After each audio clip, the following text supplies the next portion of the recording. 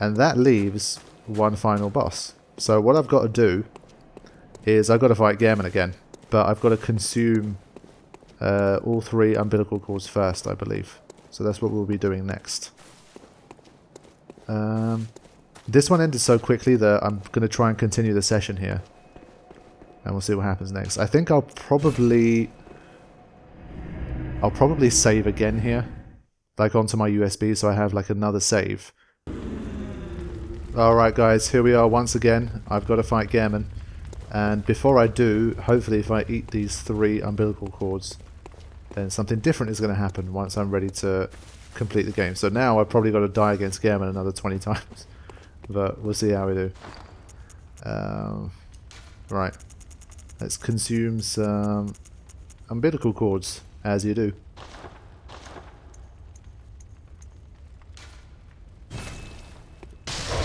There's one.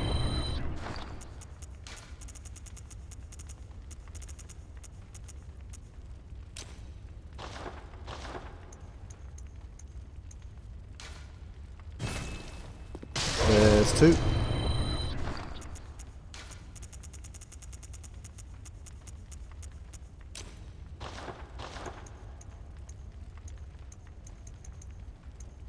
And here's 3.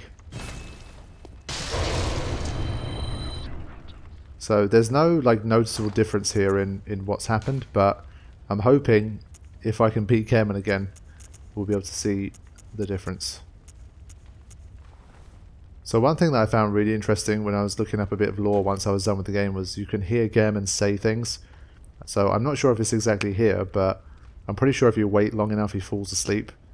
And you hear a few things he says while he's having a nightmare, which is kind of cool.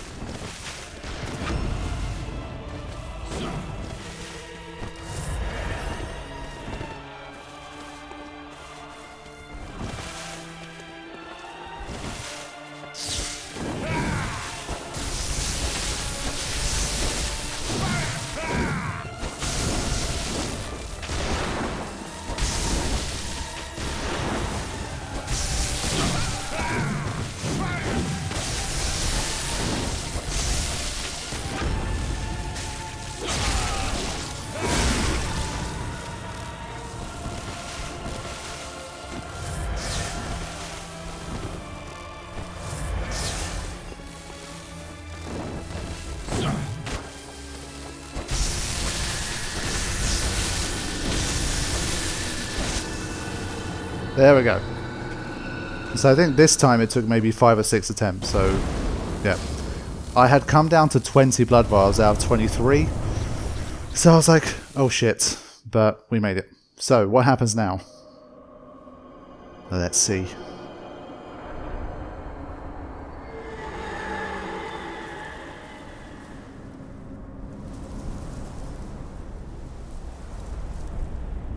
So the moon presence is here once again. Originally, it kind of absorbed me and I got fucked up. But what happens now?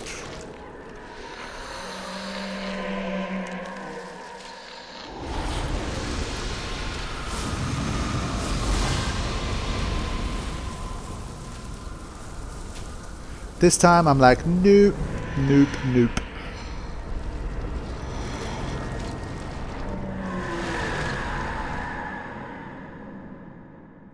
This time, we're going to do battle. Fuck me. And I've got to carry over what I had last time, which is extra crap. Whoa.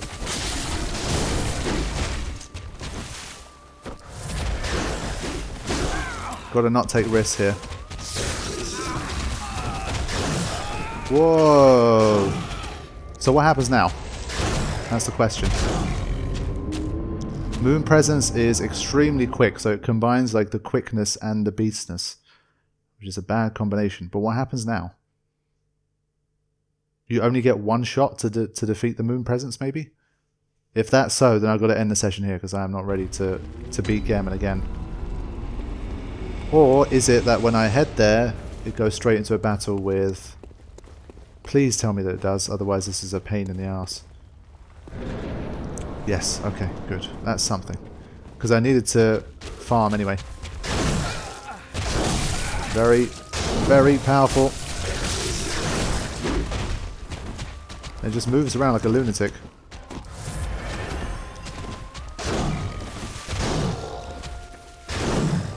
It takes a lot of damage though. That's one thing I've noticed. Whoa.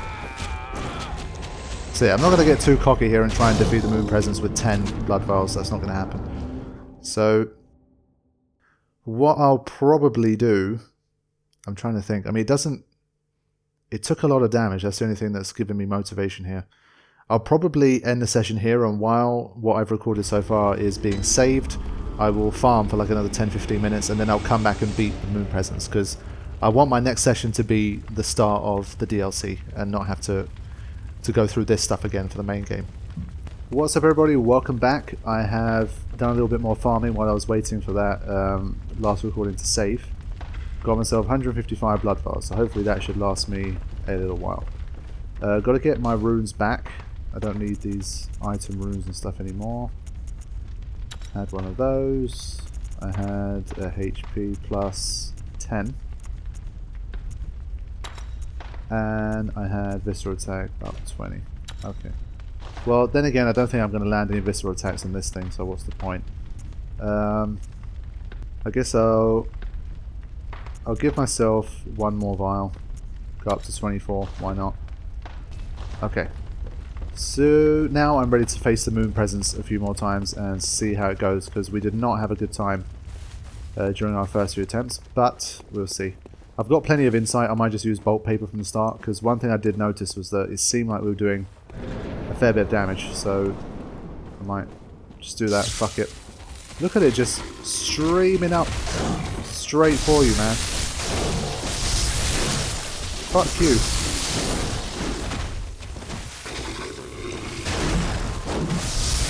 Another one of these battles where I think you just gotta get into it and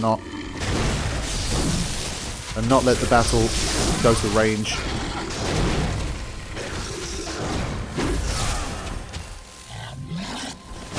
Whoa! That's nasty. Oh, come on.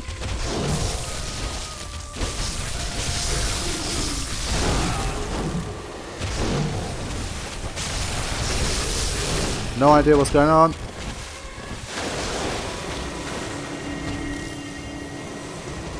What the hell? I can't get a blood vial out? The fuck is this? I have no idea what's going on here. Hey, this is not fair.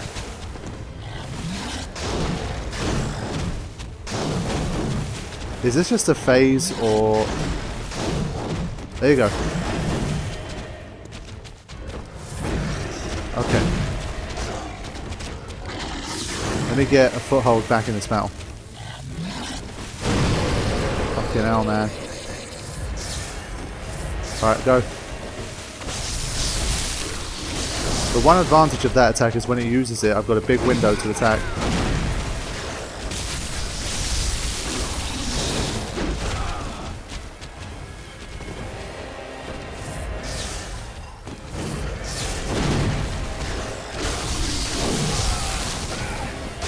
There's something quite clumsy about it though, I've got to say. And I've got some kind of critical... Oh. Not enough stamina to finish the job, I think.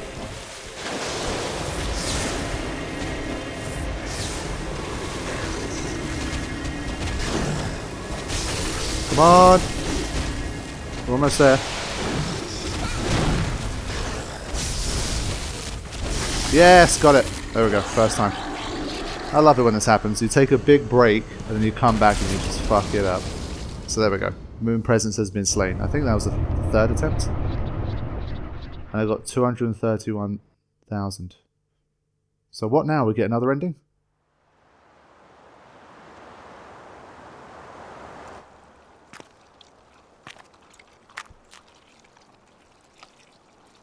Are you cold?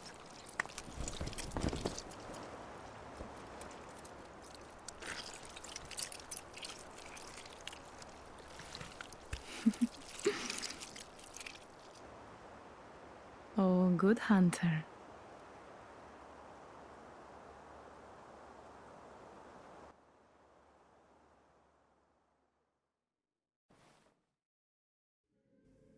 So yes, the good hunter has become an ugly, slimy, squiddy looking thing, but the moon presence is of course a great one, and basically the best ending, I guess, within the context of the world of Bloodborne is that we ascend and become a great one. So I think that's what that ending is about.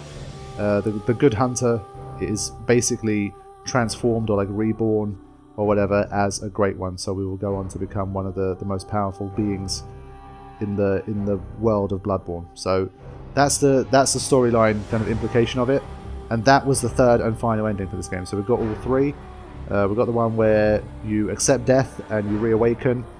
We had the one where you beat Gehrman and you basically kind of take his place, and then we had this one where you become a great one.